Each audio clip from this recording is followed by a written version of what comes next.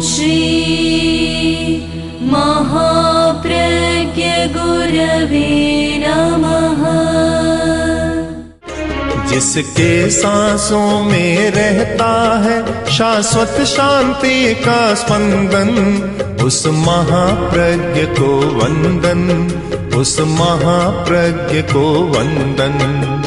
सत्य अहिंसा अनेकांत को अर्पित जिसका तन मन, उस महाप्रज्ञ को वंदन, उस महाप्रज्ञ को वंदन।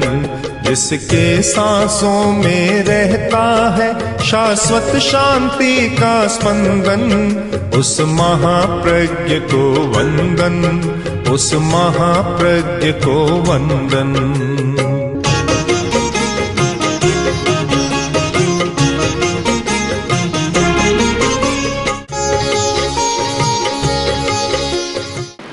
प्रत्येक व्यक्ति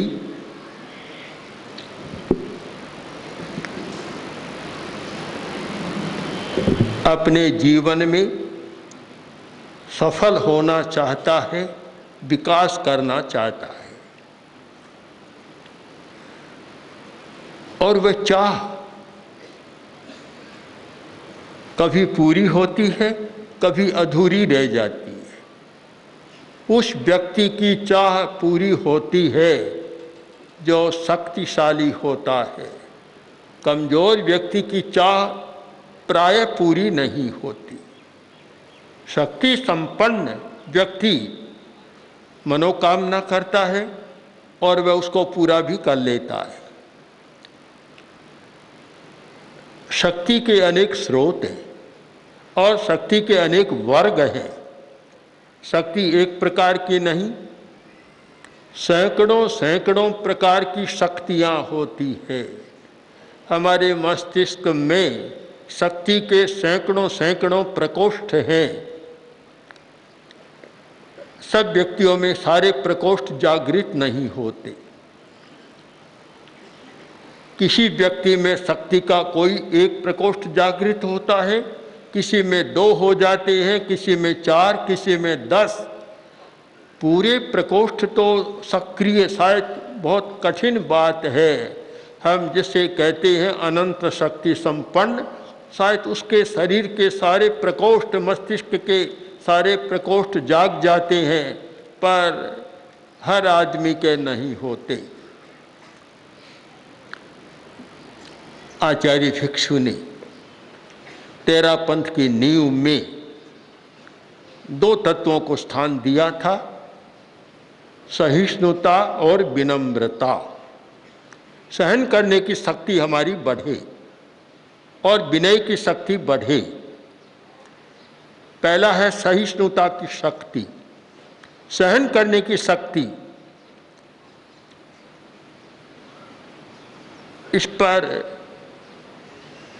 विवेचन किया, बहुत लिखा और प्रशिक्षण दिया।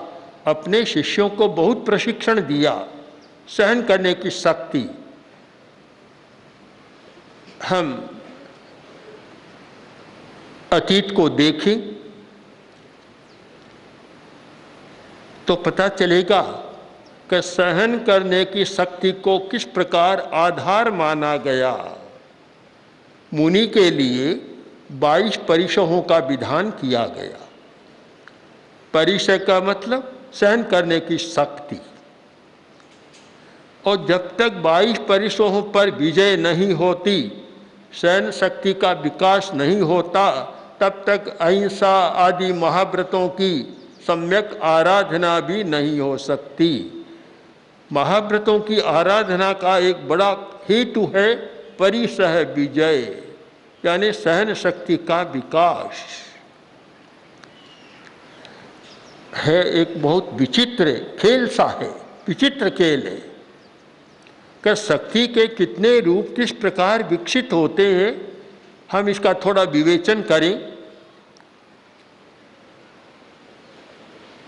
एक शक्ति है जो भूख और प्यास को सहन कर सकती है। कुछ व्यक्ति ऐसे हैं जिनमें शक्ति का ऐसा विकास हुआ 10 दिन भूखे रह जाते हैं, 20 दिन रह जाते हैं, महीने तक रह जाते हैं और लंबे समय तक भूख को सहन कर लेते हैं। और कुछ व्यक्ति ऐसे हैं कि एक दिन भी भूख को सहना कठिन होता है। कुछ व्यक्ति प्यास को भी सहन कर लेते हैं और कुछ व्यक्ति 1 घंटा भी प्यास को सहन नहीं कर सकते। तो एक शक्ति है जिसका हम वर्ग करें तो शरीर बल की शक्ति, शरीर का बल, शरीर बल इतना मजबूत है कि वह भूख प्यास को सहन कर लेता है, सर्दी गर्मी को सहन कर लेता है, लंबा चल लेता है, पैरों में ताकत है, शक्ति है, लंबी यात्रा को भी सहन कर लेता है। कुछ व्यक्ति 5 किलोमीटर चलते हैं और कहते हैं थक गए। कुछ व्यक्ति ऐसे हैं कि 40 किलोमीटर चलते हैं तो भी थकते नहीं है, विश्राम की जरूरत नहीं महसूस करते।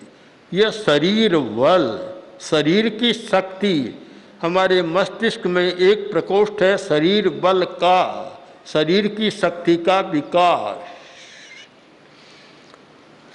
सहिष्णुता का एक रूप है शरीर बल, जो शारीरिक शक्ति इतनी बढ़ जाती है कि सर्दी को भी सहन कर लेता है। ऐसे साधक हैं जो अचेल रहते, वस्त्र बिल्कुल नहीं रखते। भगवान महावीर भी प्रायः अचेल थे, कोई वस्त्र नहीं था, सर्दी भी आई तो सहन कर लिया क्योंकि शरीर में इतनी शक्ति थी। गर्मी आई तो भी उसे सहन कर लिया, भूख को भी सहन किया। लंबी तपस्याएं महावीर ने की और प्यास को भी सहन किया। यह माना जाता है कि तीर्थंकर जो भी तपस्या करते हैं पानी नहीं पीते। अगर 6 महीने का उपवास किया तो 6 महीने पानी भी नहीं पिया। यह शरीर का बल, अमित शरीर का बल, इतनी ताकत है कि 6 महीना तक बिना पानी के जी सकते हैं। शायद चिकित्सा शास्त्र इसको स्वीकार नहीं करता कि कोई व्यक्ति 6 मास तक बिना पानी पिए रह जाए और 6 महीने तक बिना खाए रह जाए। यह चिकित्सा शास्त्र चाहे तो एलोपैथी का है, मेडिकल साइंस का है और चाहे आयुर्वेद का है, इतनी लंबी तपस्या को वे शायद समझ नहीं पाए या स्वीकार नहीं करते। किंतु प्रत्यक्ष है और प्रत्यक्ष किम प्रमाण की कोई आवश्यकता नहीं। जयाचार्य ने लिखा कि तुम अग्रणी होकर जा रहे हो, पर पहले यह बताओ कि उलाहना सहन करने की शक्ति का विकास किया या नहीं किया। छद्मस्त हो, बीतराग नहीं हो, प्रमाद हो सकता है, कहीं विस्मृति हो सकती है, भूल भी हो सकती है। और वह भूल जब गुरु के पास आएगी, आचार्य के पास वह भूल आएगी और आचार्य तुम्हें उलाहना देंगे, उस समय तुम सहन कर सकते हो या नहीं, यह बताओ। अगर सहन कर सकते हो तो अग्रणी बनो और सहन नहीं कर सकते तो पहले ही प्रार्थना कर दो कि गुरुदेव मैं सहन नहीं कर सकता, इसलिए मुझे अग्रणी आप न बनाए। ये साफ कर दो। ये प्रशिक्षण दिया। बड़ा कठिन होता है जब आचार्य योग्य व्यक्तियों ने भी कह दिया कि गुरुदेव आप मुझे कोई शिक्षा दें, उलाहना दें तो एकांत में दें, सबके बीच में नहीं दे। तो तब भारमल जी स्वामी ने मुनि खेत जी को बुलाया और कहा देखो ये रायचंद क्या कह रहा है। ये कहता है कि मुझे आप एकांत में उलाहना दें, सबके सामने न दें। सबके सामने उलाहना को सहन करने की अपनी शक्ति होती है।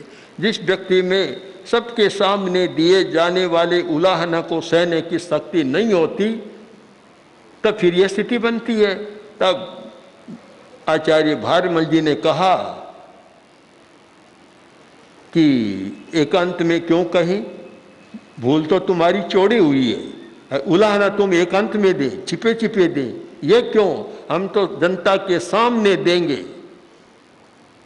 तब ऋषिराय बोले कि जैसी आपकी मर्जी हो वैसा करना। हम दूसरी घटना लें कि व्याख्यान दे रहे हैं और व्याख्यान में कोई बात इधर उधर की आ गई, तो वहां बैठे बैठे ही कहा कि क्या गप्पा मार रहा है। किसको कहा? अपने युवाचार्य उत्तराधिकारी को। भारमल स्वामी ने कहा कि क्या गप्पे मार रहा है। यह एक प्रशिक्षण है कि तुम सहन करना सीखो, चाहे उलाहना एकांत में दे, परिषद में दे, कहीं भी दे, उलाहना को सहन करना सीखो। हमारी एक शक्ति जो उलाहना, जो प्रिय नहीं होता, अप्रिय होता है, उसे सहन करने की शक्ति, और इसका बहुत प्रशिक्षण दिया गया। इसे सहन करने का बहुत प्रशिक्षण दिया गया कि तुम सहन करना सीखो, अप्रिय बात आए उसे भी सहन करना सीखो। मत सोचो कि लोगों में क्या लगेगा, लोग क्या समझेंगे, लोग क्या कहेंगे। अगर इन प्रश्नों में उलझे रहे तो तुम्हारा विकास अवरुद्ध हो जाएगा, तुम आगे नहीं बढ़ सकोगे, आगे नहीं बढ़ सकोगे। इसीलिए एक बात कही गई कि आगे कौन बढ़ता है। जयाचार्य ने निर्देश दिया कि जो चोट खमना जाने उसे आगे बढ़ाओ, कमजोर आदमी को आगे मत बढ़ाओ। सम्मान किसका करो, किस साधु को आगे बढ़ाओ, किस साध्वी को आगे बढ़ाओ, किसको बढ़ाओ कि जो चोट खमना जानता है, यानी चोट को सहन करना जानता है, उसे आगे बढ़ाओ। अगर कमजोर व्यक्ति को आगे बढ़ा दिया तो और खतरा पैदा हो जाएगा। अयोग्य को आगे मत बढ़ाओ। अयोग्य वही होता है जो सहन करना जानता है। योग्यता की एक कसौटी हो गई सहन करने की शक्ति का विकास। जो सहन करना जानता है वह योग्य है, और जो सहन करना नहीं जानता वह योग्य नहीं है।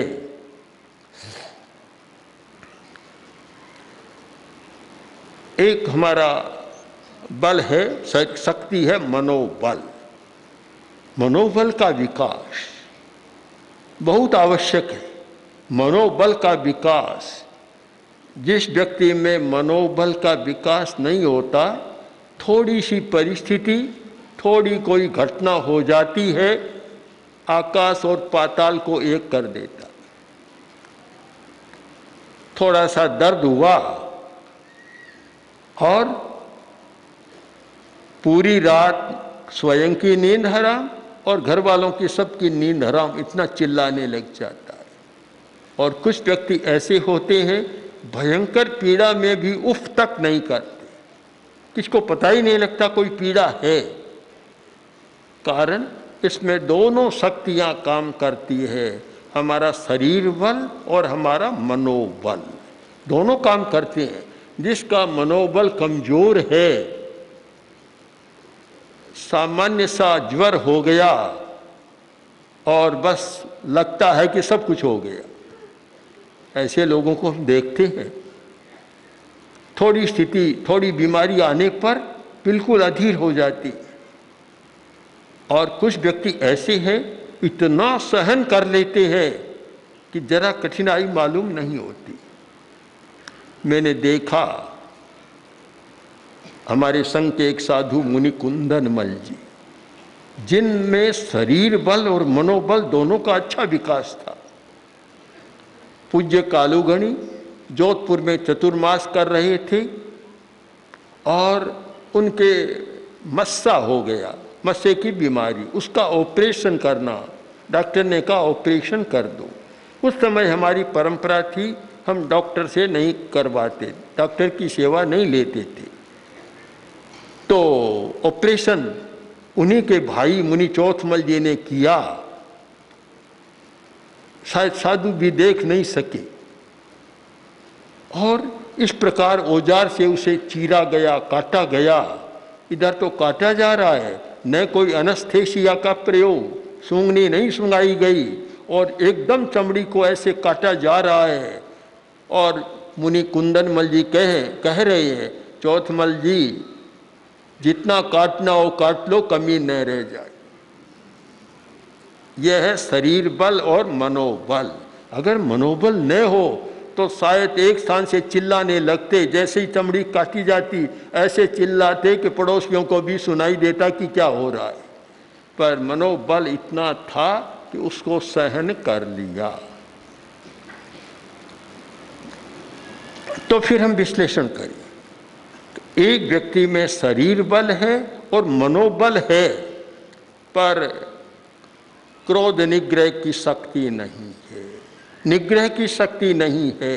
अप्रिय घटना के आने पर अधीर हो जाता है, अप्रिय बात को सहन नहीं कर सकता। शारीरिक कष्ट को तो सहन कर लेता है किंतु अप्रिय परिस्थिति को सहन नहीं करता।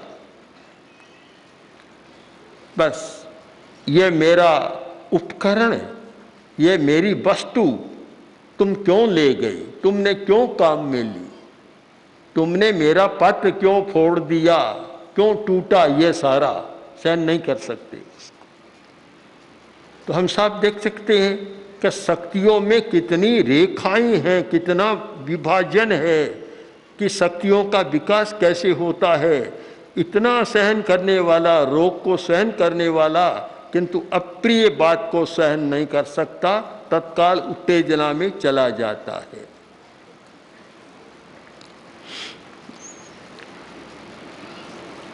एक हमारी शक्ति है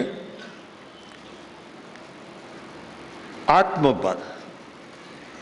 आत्मबल यानी भावात्मक बल, भाव बल,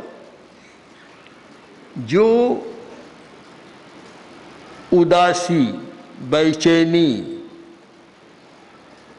मानसिक असंतुलन, इन सब को सहन कर सकता है। बेचैनी की स्थिति आई और उसमें घबराता नहीं, उसको सहन कर लेता है। कहीं हीनता की बात आ गई कि प्रतिस्पर्धा है और प्रतिस्पर्धा में एक विजयी हो गया और एक पराजित हो गया, हार गया। अब उस समय क्या बनता है? आज की जो समस्या है, आज के छात्रों की समस्या है, वह यह है कि परीक्षा में फेल हुआ और कभी तो मरने की सोचता है, फांसी लगा लेता है, कभी घर से भाग जाता है, वो पता नहीं क्या क्या होता है। कारण तो उनमें आत्मबल नहीं है, अपनी पराजय को सहन करने की शक्ति नहीं है। विजय और पराजय ये दोनों दिन और रात की तरह जीवन के साथ चलते हैं। जैसे समय चक्र के साथ दिन और रात चलते हैं, वैसे विजय और पराजय चलते हैं। कभी आदमी जीत जाता है, कभी हार जाता है। अब जीतता है तो विजय को सहन करने की भी शक्ति नहीं, उन्माद में चला जाता है। हारता है तो हार को सहन करने की शक्ति नहीं। और इसकी घटनाएं आजकल इतनी चल रही है कि न जाने कितने विद्यार्थी क्या क्या कर लेते हैं। और इसीलिए शायद शिक्षा जगत को यह चिंतन करना पड़ रहा है कि परीक्षा का क्या स्वरूप किया जाए, कैसे बदला जाए। तो वह सहन करने की शक्ति नहीं है। प्रियता को भी सहन करने की शक्ति, हम प्रिय घटना को भी कैसे सहन कर सके, बहुत कठिन बात है। प्रियता को सहन करना एक बड़ी शक्ति है। उदाहरण बहुत साफ है जिसका हम बहुत बार प्रयोग करते हैं कि प्रियता को भी आदमी सहन नहीं कर सकता। एक गरीब आदमी ने, मजदूर ने लॉटरी में कुछ रुपये लगाए और 5 लाख रुपए उसके आ गए। अधिकारी मिले और उन्होंने सोचा कि सूचना कैसे दें। अगर हम एक मजदूर को कहेंगे तुम्हें 5 लाख रुपए मिले हैं तो उसका हार्ट फेल हो जाएगा। युक्ति करें, कैसे दें। चिंतन किया चिंतन में अनेक लोग बैठे थे, एक डॉक्टर भी था। तो डॉक्टर ने कहा, ये दायित्व तो मुझे सौंपो, मैं सूचना दे दूंगा। डॉक्टर को सौंप दिया गया कार्य। डॉक्टर उसकी झोंपड़ी का पता कर गया और वहाँ टहलने लगा। उसने देखा कौन बाबूसा लग रहा है, बार बार आ रहा है। तो वह बाहर आकर बोला, बाबूजी आप कैसे आए, कैसे घूम रहे हैं? कभी ऐसे ही आ गए। और तुम्हारी झोंपड़ी है कहाँ? तो आप भीतर आइए, चाय पान कीजिए। गरीब आदमी बहुत उदार होता है इस मामले में। बड़े लोग तो शायद इसे नहीं बुलाते किसी को, पर गरीब बड़ा स्वागत करता है। कहा आइए बैठिए। बैठ गया, बातें शुरू की। और बातें शुरू करते करते बोला, अरे भैया तुम्हें तो फटा हाल है, झोंपड़ी भी ऐसी है, कपड़े भी ऐसे है कि क्या करें, नौकरी मिलती नहीं, वेतन पूरा मिलता नहीं है, क्या करें, मिलता नहीं है। अगर तुम्हें 10,000 रुपया मिल जाए तो कहाँ पड़ा है 10,000, 10 पैसे रुपये मिल जाए, 10,000 की बात कहाँ है, सपना ही नहीं लेता। अगर मिल जाए तो बोला मिल जाए तो क्या इसमें पूछना है? आप जैसे उदार आदमी आते हैं, इतनी बात कहते हैं, तो अगर 10,000 मिल जाए तो 5,000 आपका और 5,000 मेरा, फिर मेरा। धनी नहीं कह सकता इसे। ठीक है, अब बात आगे बढ़ते बढ़ते 10,000, 50,000, लाख, 2 लाख आती गई। और वह बराबर कहता गया कि आधा आपका पहले, आधा फिर मेरा। जब 5 लाख बोले कि 5 लाख मिल जाए तो वह मजदूर बोला 5 मिल जाए तो 2.5 आपका, 2.5 मेरा। डॉक्टर बोला 2.5 मेरा। डॉक्टर का हार्ट फेल हो गया, सहन नहीं कर सका इस बात। प्रियता को भी सहन करना बड़ा कठिन होता है। हर आदमी प्रियता को भी सहन नहीं कर सकता।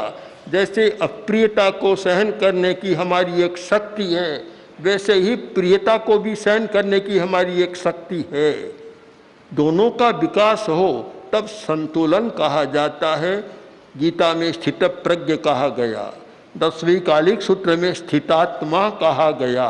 यह स्थितात्मा और स्थित प्रज्ञ या समभाव, समता कौन व्यक्ति होता है कि जो प्रिय और अप्रिय दोनों को सहन करने की शक्ति जिसमें जाग जाती है, जो प्रियता को, अनुकूलता को भी सहन कर सकता है और प्रतिकूलता को भी सहन कर सकता है, वह स्थितात्मा, स्थित प्रज्ञ या संतुलित मानस वाला। तो यह हमारा आत्मबल के द्वारा संभव है कि दूसरों को सहने की शक्ति।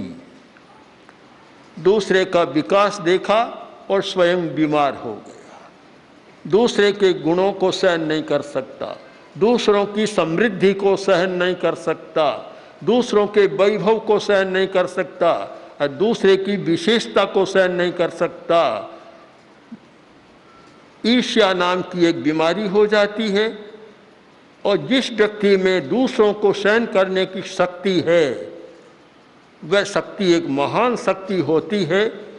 उस शक्ति का नाम ही प्रमोद भावना। प्रमोद भावना वह शक्ति है जो दूसरों की विशेषता को भी सहन कर सकता है। एक गांव का आदमी, बहुत संपन्न आदमी, मित्र मिलने आया और देखा, 1 वर्ष के बाद आया होगा, देखा और पूछा, रे क्या हो गया, तुम्हारा शरीर तो बड़ा हट्टा कट्ठा था, अब लगता है सूख कर कांटा हो गया, क्या हो गया ये? कि भाई मत पूछो, पूछो मत, क्या हुआ, क्या बताऊं? कि बताओ तो सही, बात क्या है? क्या बताऊं? इस गांव में सबसे बड़ा मकान मेरा था, 3 मंजिला भवन मेरा था इस गांव में। पता नहीं सामने कोई भाग फूटा कहाँ से आ गया और उसने आकर ये 5 मंजिला मकान बना लिया। उस दिन से कांटा होने लग गया। ओम श्री महाप्रज्ञ गुरवे नमः। गुरवे नमः, गुरवे नमः। ओम श्री महाप्रज्ञ गुरवे नमः। गुरवे नमः, गुरवे नमः। ओम श्री महाप्रज्ञ गुरवे नमः। गुरवे नमः। ओम श्री महाप्रज्ञ गुरवे